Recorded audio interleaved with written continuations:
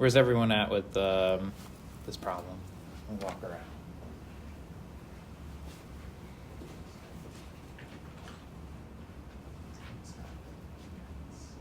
Okay, that's a good step.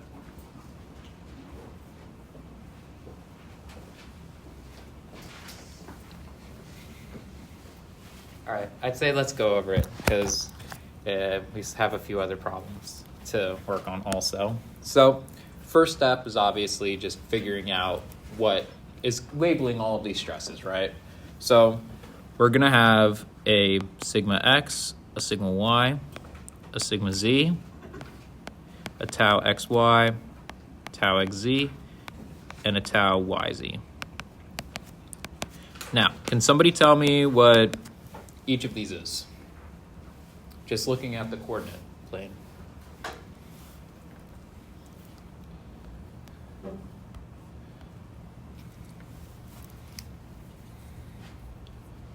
Yeah.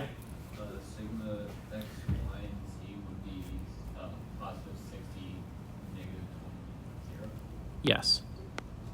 60, negative 20, and 0. And what about the shear stresses? X is no xy, is no xz, but there is a positive 40 yz. Exactly. Awesome.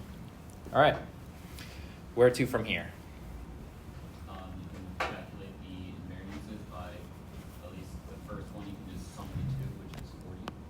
Yep. So we've got I1, which is just the sum of all of the sigmas, which is just going to be 40 megapascals. I2 comes from a summation of the transposes, I believe, of the matrices. So what did you guys get for the second invariant? Second one, I got 28, or negative 28. All right. Now, please remind me of the equation. Okay. I just It's sigma x times sigma y plus sigma x sigma z, and then plus sigma y sigma z, and then it's just minus each of the taus. yeah.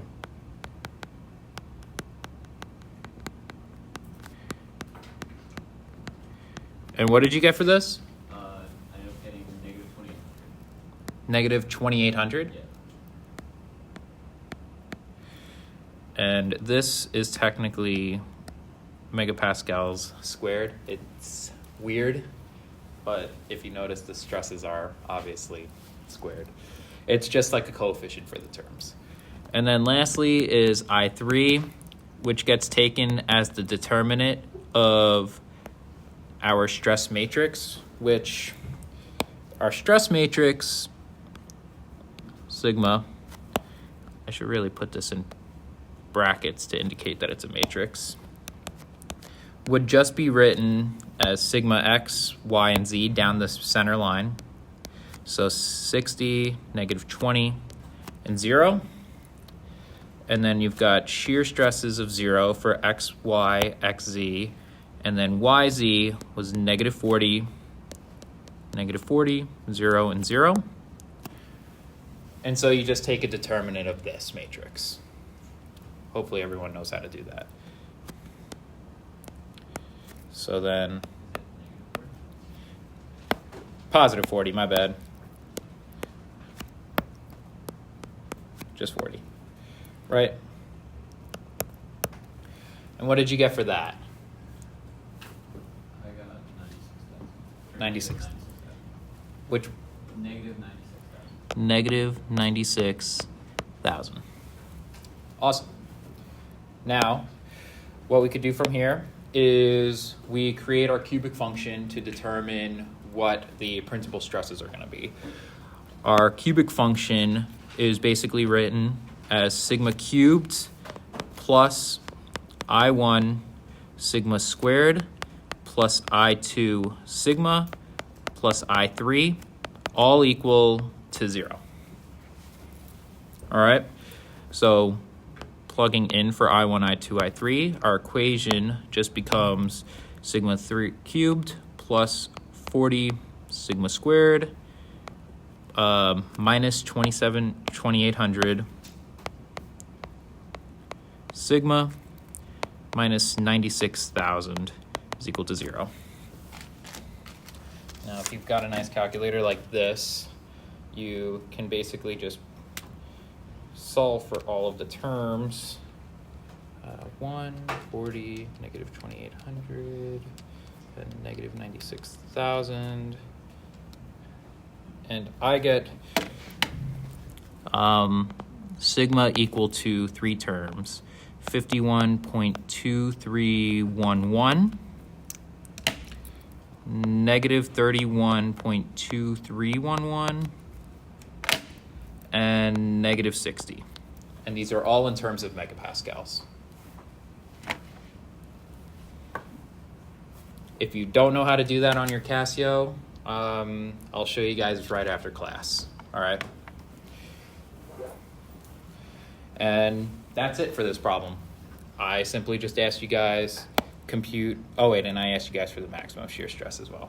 All right.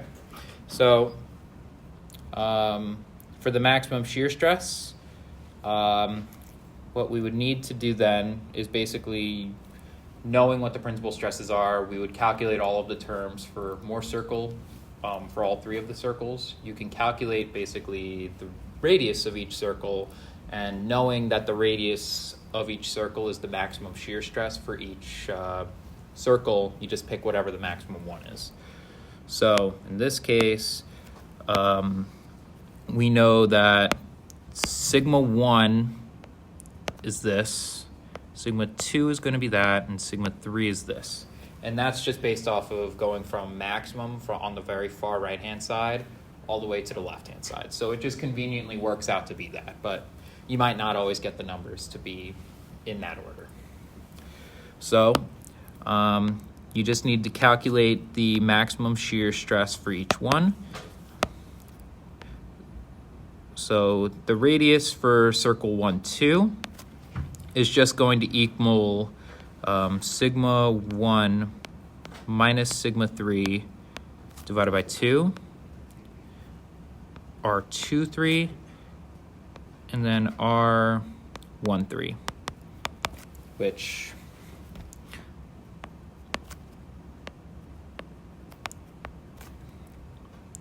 R1, 3 is just going to be sigma 1 minus sigma 3 divided by 2.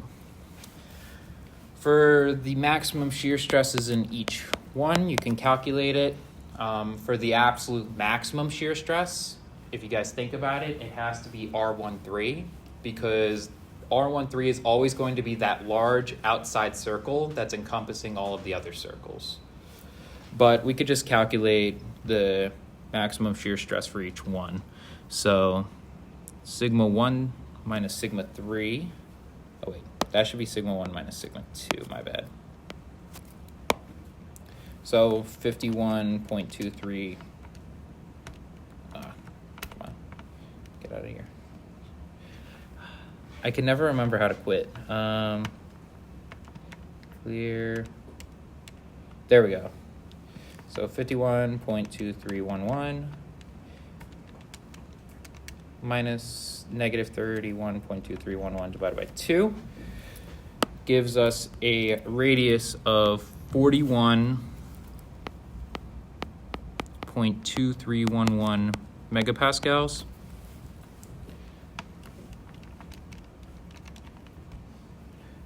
Minus negative 60 divided by 2. This one is going to have a very small radius of around 13.8845 megapascals. And then 51.2311 minus negative 60 divided by 2 gives us a radius of 55.6156 megapascals.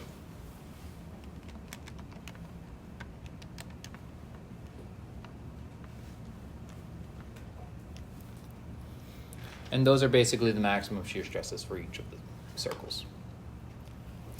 Any questions about this at all? Yes? On the shear stress matrix, why is the bottom, or the stress matrix, why is the bottom shear stress negative?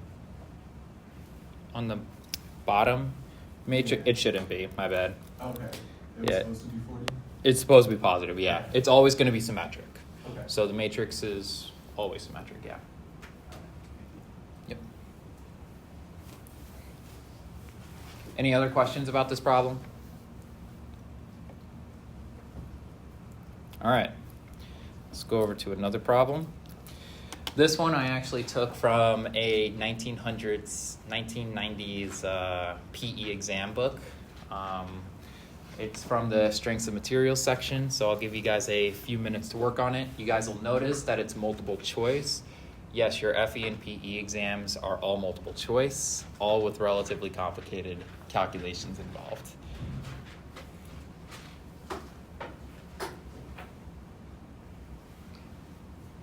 I don't think it's too bad, though.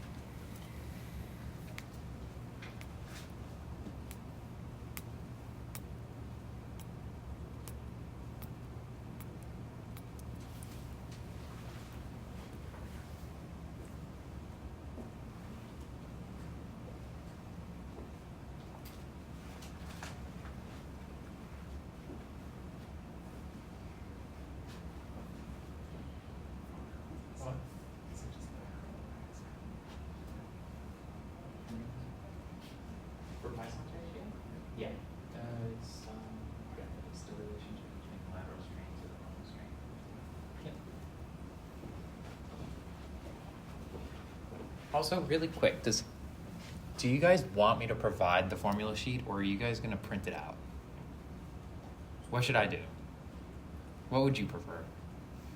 You guys print it out and just bring it here, or me just provide it? I'll just provide it for the exam. It'll just be easier that way. If we print it out, can we write our own little like notes on it? I'll think about it.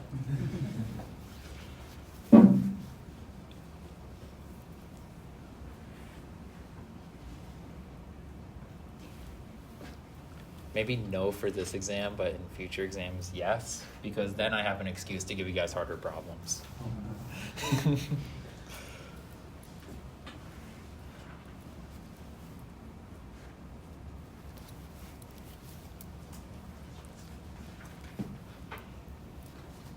Hopefully everyone solved the first problem by now.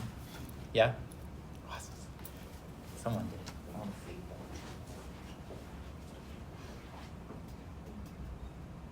Awesome.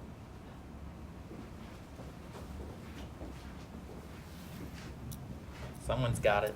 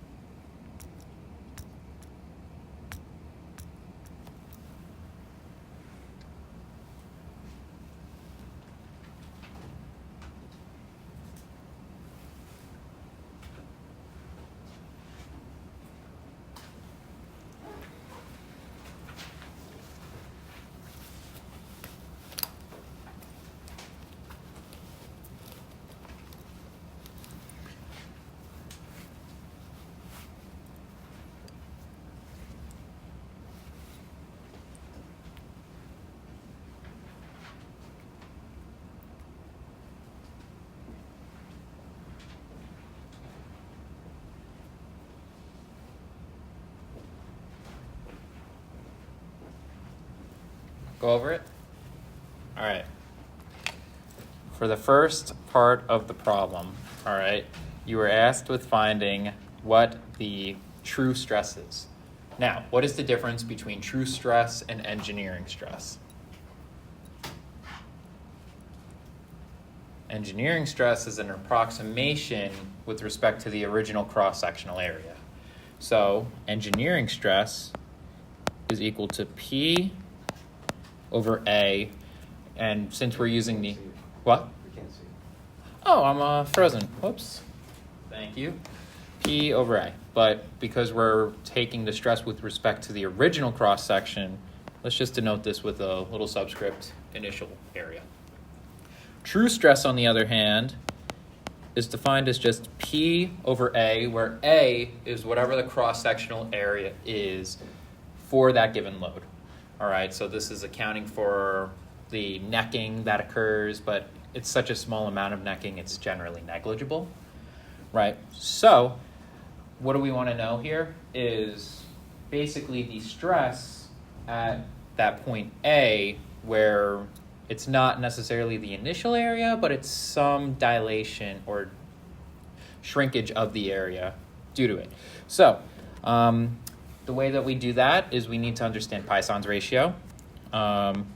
We know that Poisson's ratio is equal to negative epsilon lateral over the normal strain, which we know is equal to 0.3.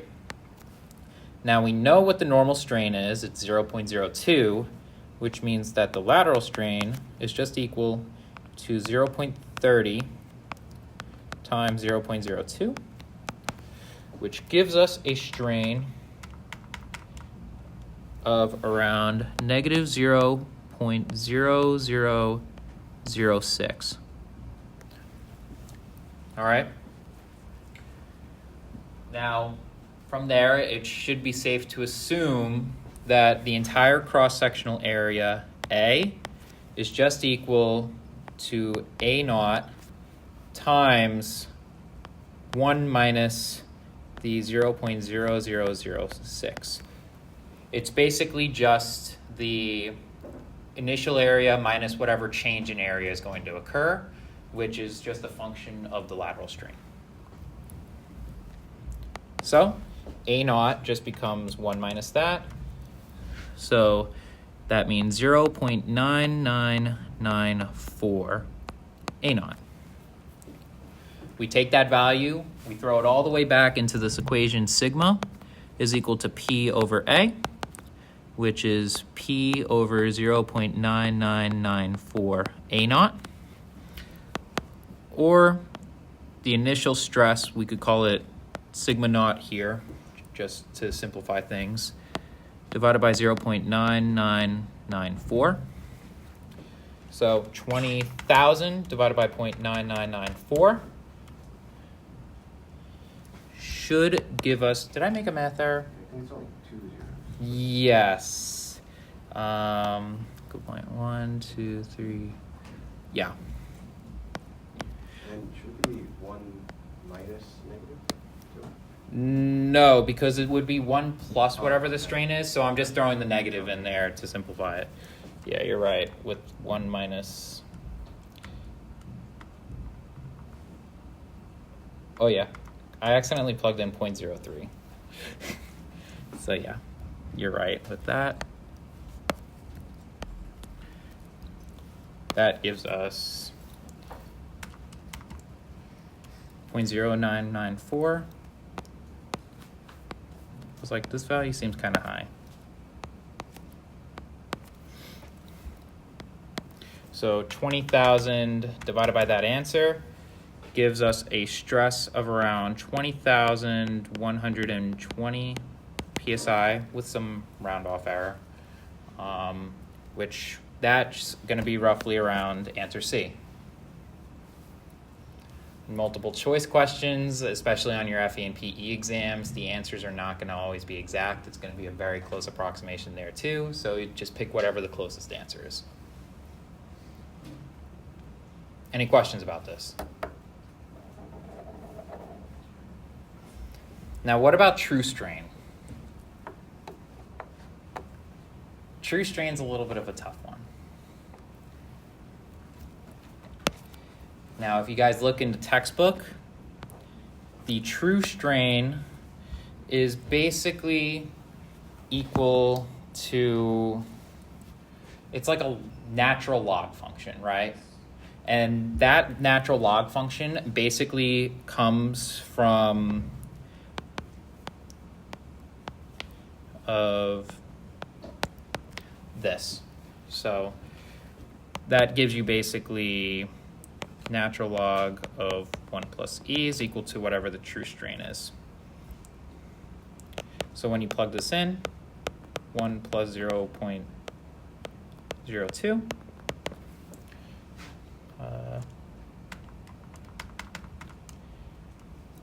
gives us a strain of around 0.0198, which means the answer is D.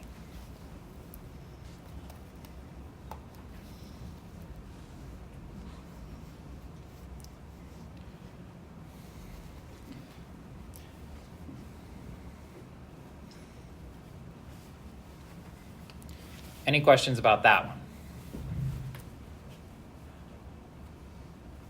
Yes. What's the difference between the engineering strain and the blue strain? Engineering strain is a gross approximation that's not accounting for the infinitesimal change. It's just basically the average strain across the entire cross-sectional area. So because of that, it's not necessarily as precise, but it's good enough for the job. Because you'll notice like the real strain is 0.02, the true strain is 0.0198. So if you were to use 0.02, it would technically be a more conservative value in design assumptions. So it's just simpler to just assume that, especially since that natural log strain is kind of like it's dependent on the type of material also. Like for copper in this case, you can use it, but like, I mean, if you tried using it for other materials like, I don't know, concrete or something that's very nonlinear in nature, then yeah, it just gets kind of thrown out the window. But the average strain generally is it's a good approximation for almost all materials. Make sense? Yes.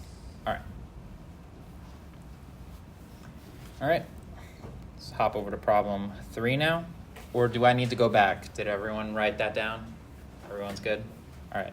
Problem 3, a specimen with an unstressed cross-sectional area of 4 square inches, next down to 3.42 square inches. So this is basically if you had like a tensile material, rectangular in cross-section, and then it might neck down here.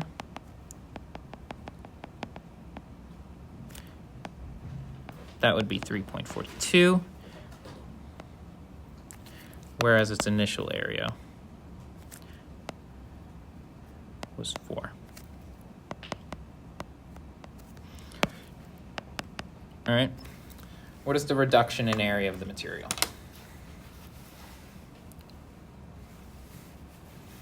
It's probably a very simple question.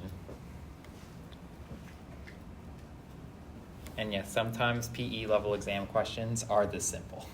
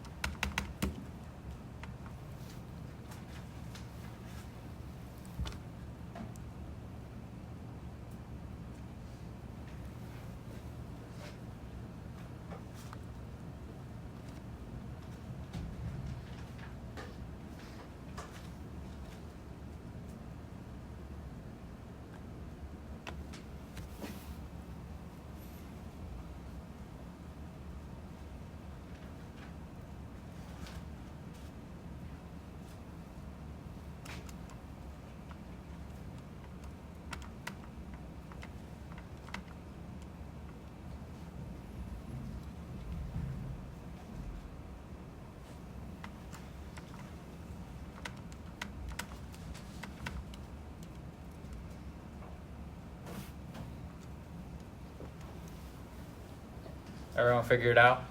What's the answer? D. D, yeah. If you didn't get D, that's straightforward. Yeah, it's a nice, easy question. That's like 30 seconds. All right, now for a nice fun one. We've got a hanger assembly shown. It gives you some cross-sectional properties of the pins. Let me just enlarge it just for you guys.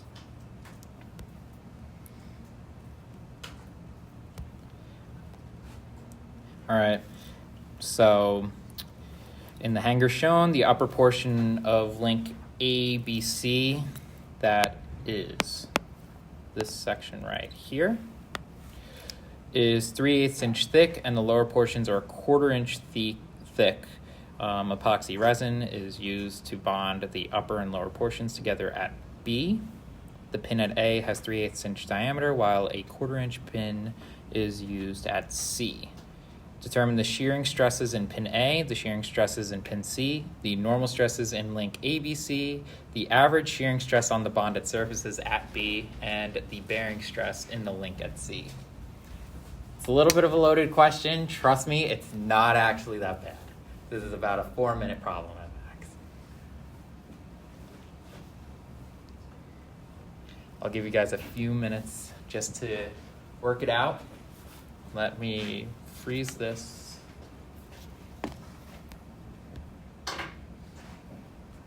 And add a few new slides.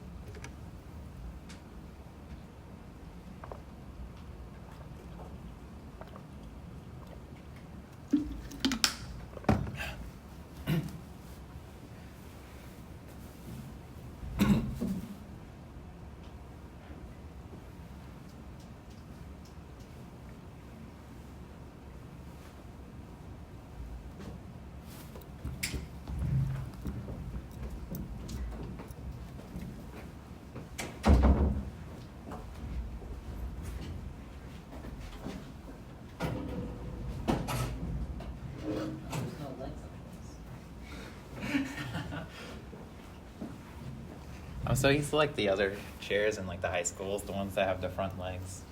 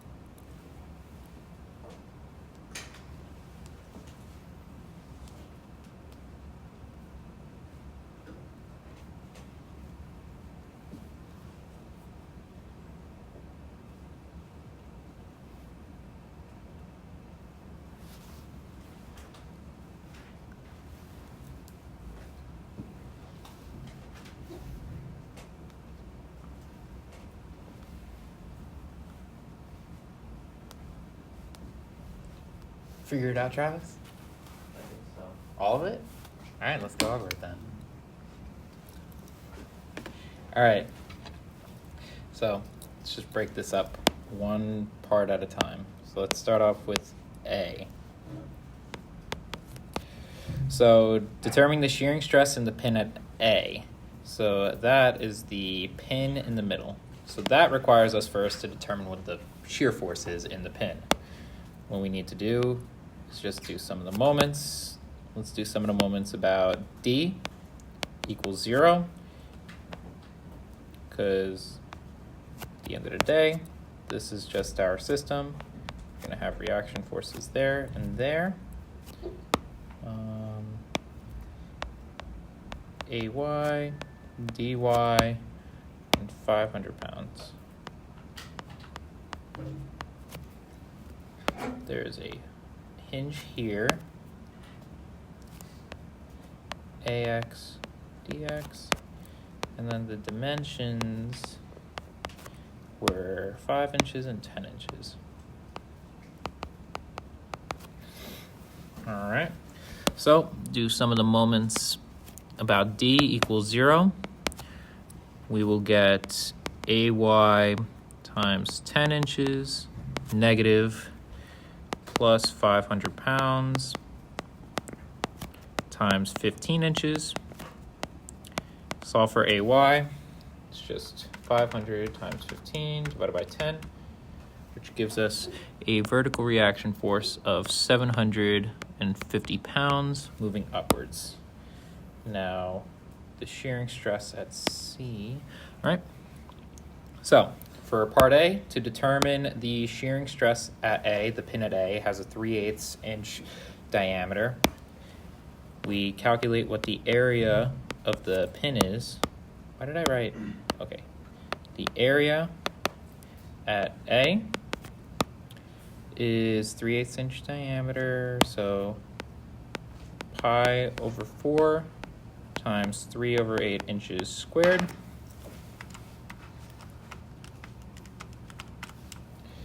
Gives us an area of 0.11 square inches. From there, we could calculate the shearing stress at A, which is just going to be 750 pounds divided by 0.11 square inches,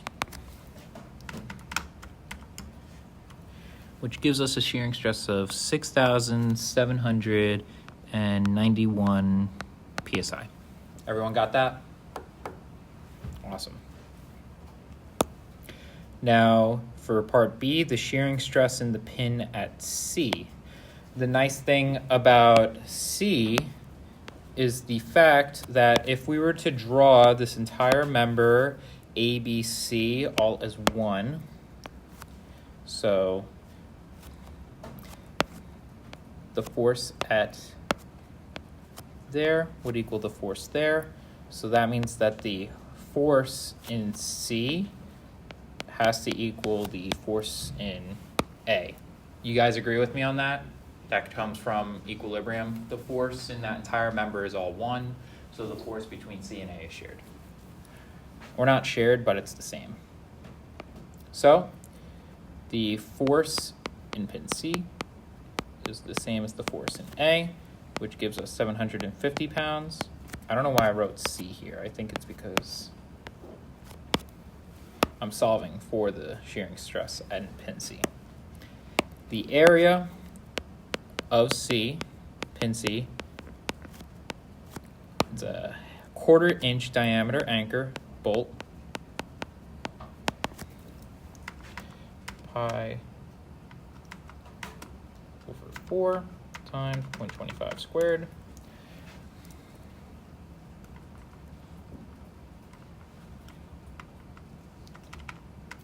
Over 4.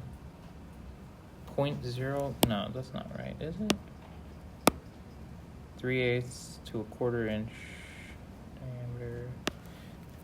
0.05 square inches, right?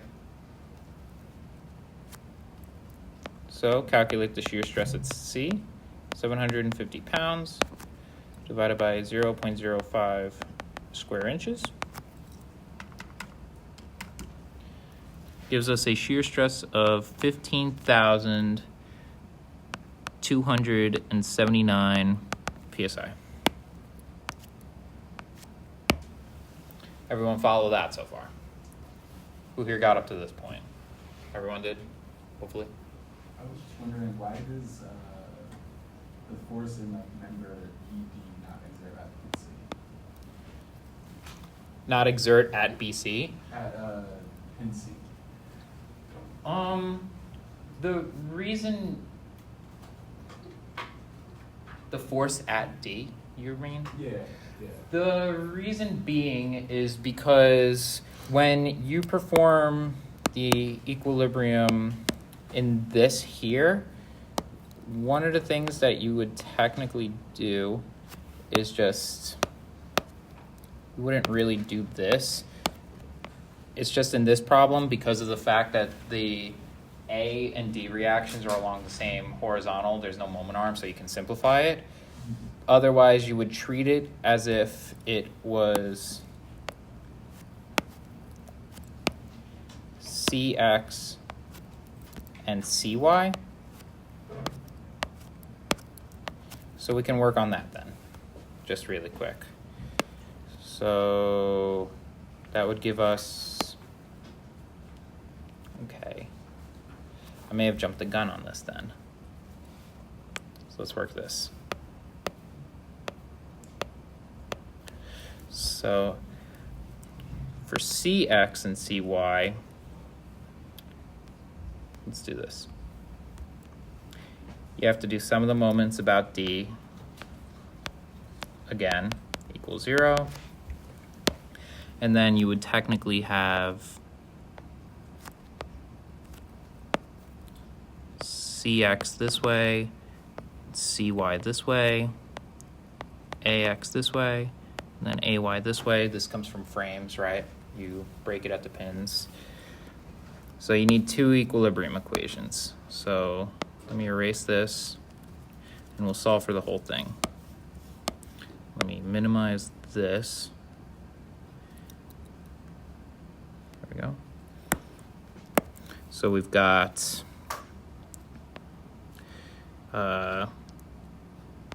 500 times 15 minus CY times 10 minus CX, and that perpendicular distance is 7 plus 1.75 plus, no, wait, yes, plus 6, 14.75.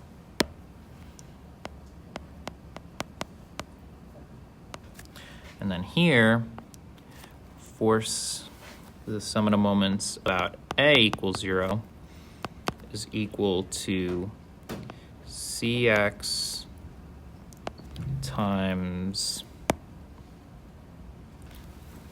6 plus 1.75 plus 7. It's 14.75 again. And then there's not really anything there, so we know CX has to equal 0. CY just then becomes 500 times 15 divided by 10, which gives us 750 pounds in that member. And then when we look at this second force body diagram here, you can just see like AY has to equal CY. So that's a more detailed analytical perspective of it. So, make sense? Yes. For the finance, you've got like 15,000 or something? Does Yes. it have to be divided by 2 since it's over 2 shear surfaces, or? You're right. Because there's 2 members on that end, right? Or am I missing something? You are right. So let's cut a section then really quickly. But this 2 shearing surfaces,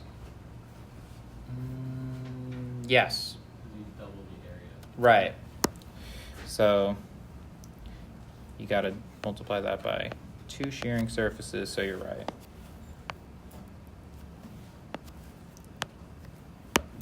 So we'll change that to per plane. There are 2 planes total.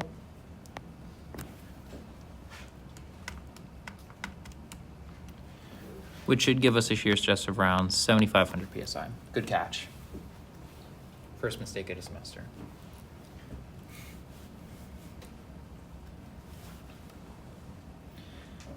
Now for C, the largest normal stress in link ABC. Well, what we need to do is just first determine what's going to have a larger area, the links between the member between B and C or B and A. So let's calculate the area of AB. This is just going to be the 3/8. No, wait. Where do I get 3/8 from? Oh, yeah. 3/8 inch thickness multiplied by the 1.25 inches. And then ABC is just 2 times a 1/4 inch times 1.25. So 3/8 times 1.25 gives us an area of around 0.47 inches squared. Then 2 times 0.25 times 1.25 gives us 0.63 inches squared. So the maximum stress in ABC is going to occur between A and B.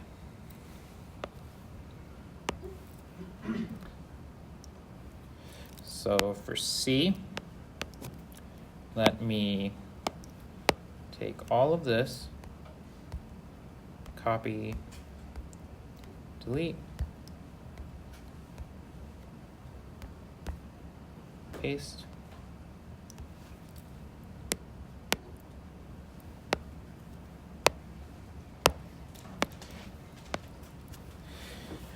And then the normal stress is just equal to the internal force here is going to be the 750 pounds divided by 0.47 square inches.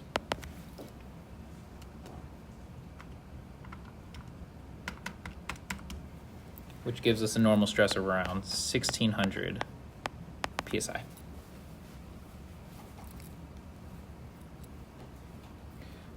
From here, go on to number D, the average shearing stress on the bonded surface at B. That bonded surface is basically this area here, which there's going to be 2 of them since it's bonded on either side, as we can see. So that area for bonding, let me add another slide. Whoops.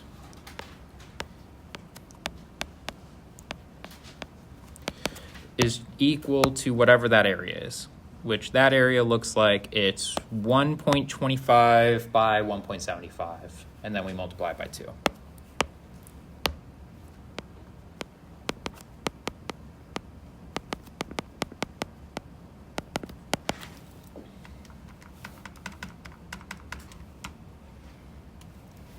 So 4.375 inches squared.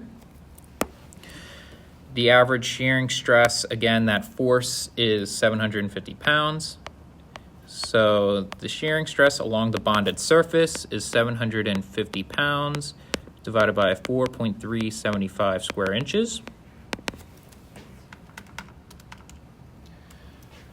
giving us a stress of around 171.43 psi. Last part is D. Oh wait, no, is E. Is the bearing stress in the link at C. The link ECD, is that even given? I'm assuming that the interesting. All right, so it doesn't give a thickness for ECD, so I'm assuming it's just asking for the bearing stresses due to members BC. Does that make sense? So there are two bearing surfaces because of B and C. So a bearing is just going to equal the two members multiplied by the 1.25 inch dimension, that's the width of each member. And then lastly, the other dimension is the diameter of the bolt, which that bolt was 1/4 inch. Everyone know where I get that area from, right? If you were to look at it from a cross-section view, it's basically just a rectangle. All right, so 2 times 1.25 times 0.25 gives us an area of 0.625 inches squared, which means that the bearing stress is equal to 750 pounds divided by that 0.625 square inches, giving us 1,200 pounds per square inch. And that is part E.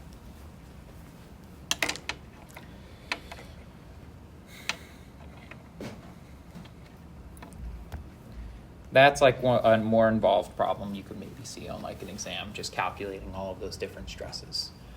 That in that case, it wouldn't be like multiple choice questions. All right, it's 6:15. You guys can feel free to go, but if you want to stay, I can continue solving problem 5 and problem 6 if you want. Up to you guys, but I'm not going to hold you guys prisoner anymore if you don't want to stay. All right. Let's go straight over to, does anyone need me to go back to the previous slides for that previous problem, problem 4? No? Are you gonna post all the work? Yeah. Yeah, so if you gotta go, you can. Like, I mean, it's, you as well. All right. Problem 5. Steel tube with a 32 millimeter outer diameter and a 4 millimeter wall thickness is placed in a vise.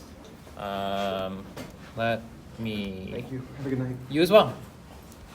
Let me just grab this and just... This does not want to grab, but whatever. Which is adjusted to its jaw. The two forces shown are then applied to the tube. After these forces are applied, the vise is adjusted to decrease the distance between its jaw by 0.2 millimeters.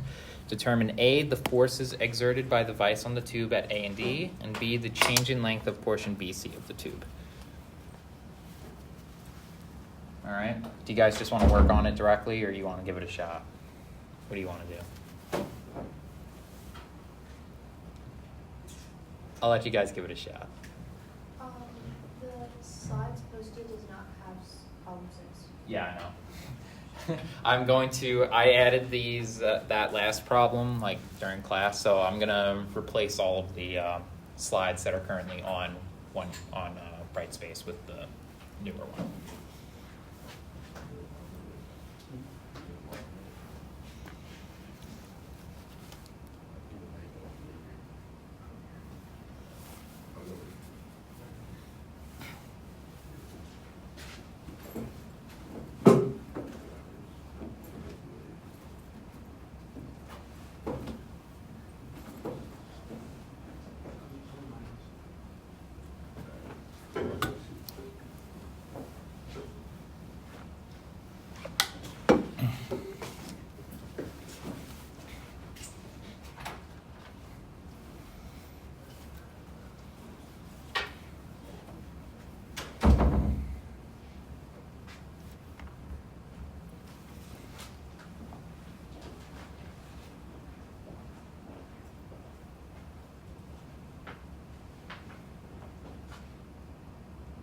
do you guys see anything back here? And so we take pictures.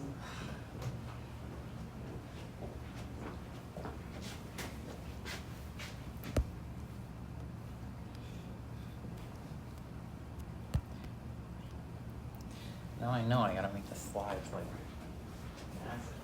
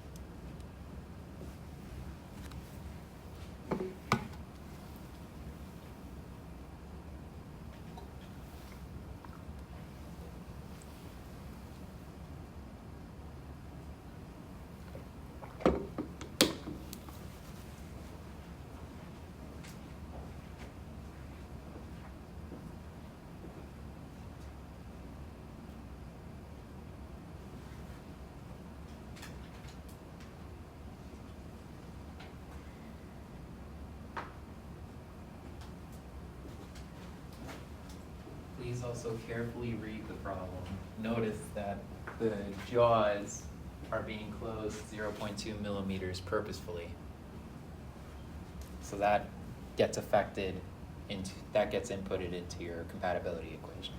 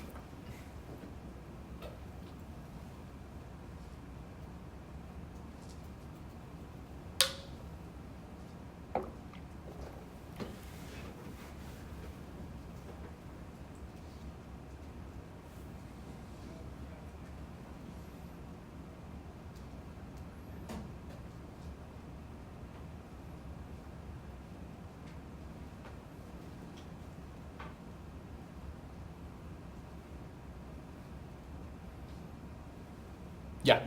Before we start the problem, can we go through like the step-by-step process of like what we should do? Like, Yeah. like using variables Absolutely. or like how we should approach the problem. And Here, I'll do it on the whiteboard. So.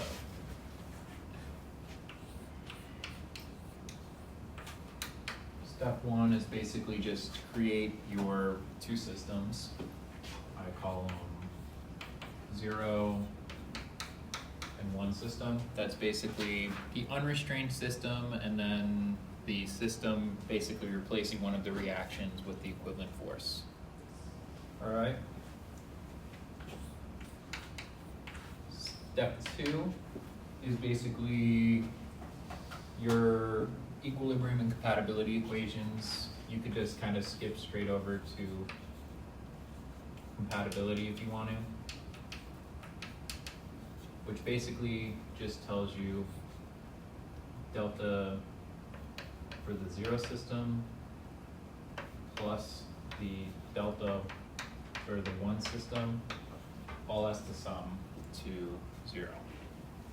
For this problem, it's unique because it tells you that the jaw is closed by negative 0.2 millimeters, which means you should really adjust the equation for this compatibility to then equal negative 0.2, because that is where the support is now located. From here, right, you would basically solve for the unknown reaction, which then once you get the unknown reaction, you just solve for equilibrium.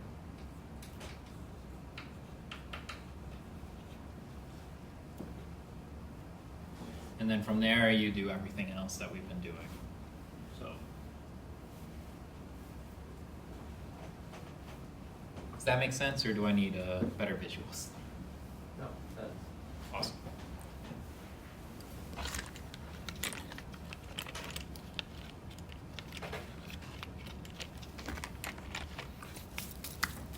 Alright. Who solved it yet? No?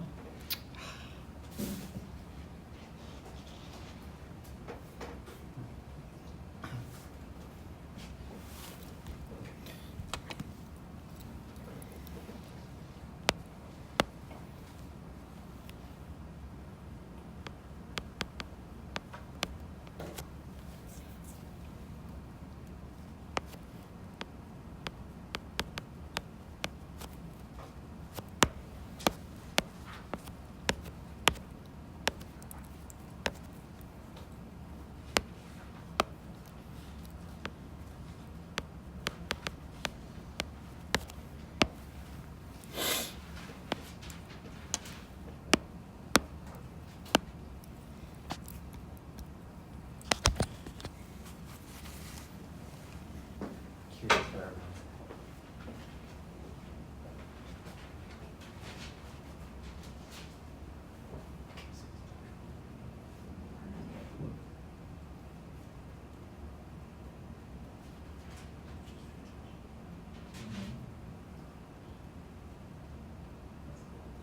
What is that for?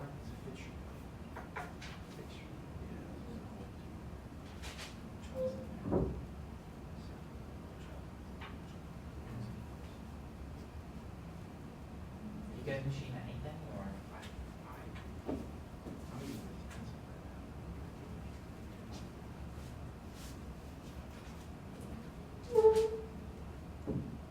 What type of engineering are you going for? Any civil engineer would kill for you, especially those for steel bridge. You guys have heard of it. You should. Join ASCE and you can use that, build the best steel bridge for the student competitions. Yeah, I believe there's like prizes too, especially if we go like internationally or nationally. I got access to this huge stuff.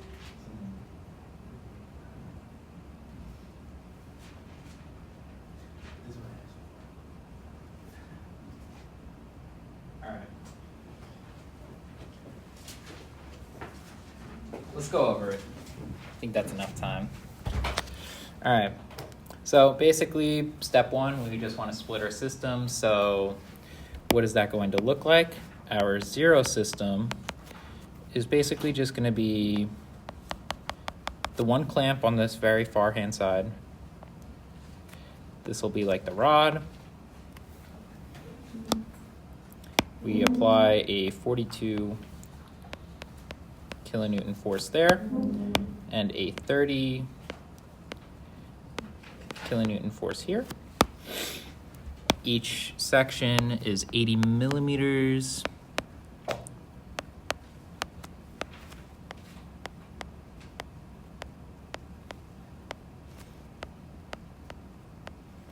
All right. And what we want to calculate is basically this dimension here, delta.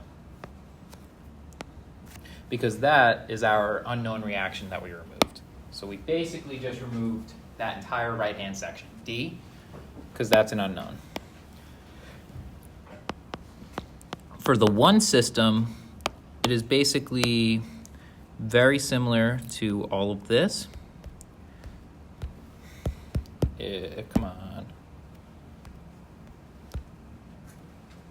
Paste. Did this thing just paste right on top? Paste. Yeah, sure. Come on. I don't know what this thing is doing. I think PowerPoint just crashed. If it did, I'm gonna be so upset. You guys see what's happening, right? PowerPoint crashed. Let's see, did it